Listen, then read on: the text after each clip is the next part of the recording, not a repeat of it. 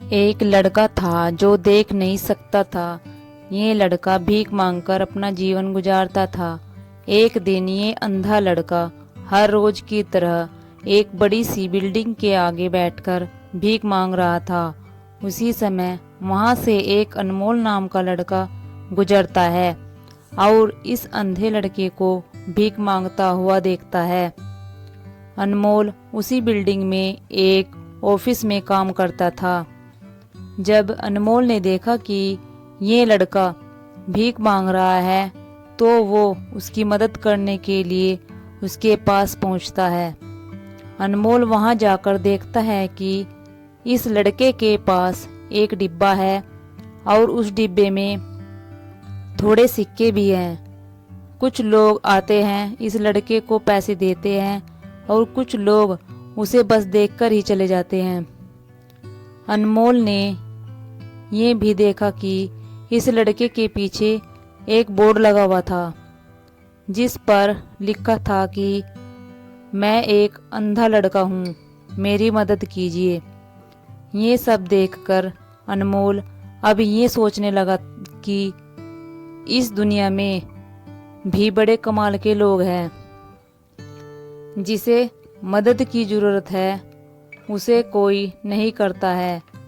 उस बोर्ड पर जो लिखा था उसे वो मिटा देता है और उसकी जगह पर और कुछ लिख देता है।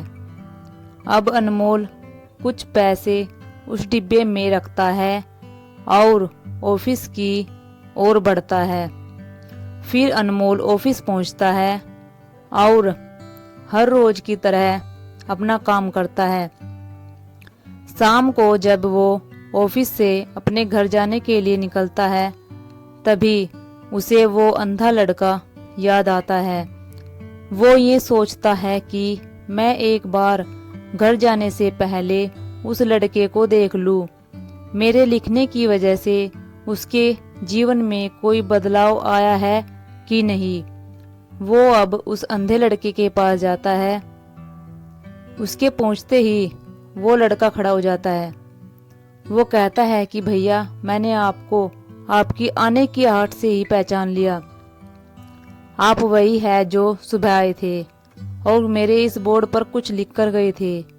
मैं आपको सिर्फ इतना पूछना चाहता हूँ कि आपने ऐसा क्या लिखा था मेरे बोर्ड पर कि जो भी यहाँ से गुजरता है वो मुझे कुछ ना कुछ देकर ही जाता है। अनमोल ने कहा कि मैंने जो तुम्हारे बोर्ड पर लिखा हुआ था उसे मिटा दिया।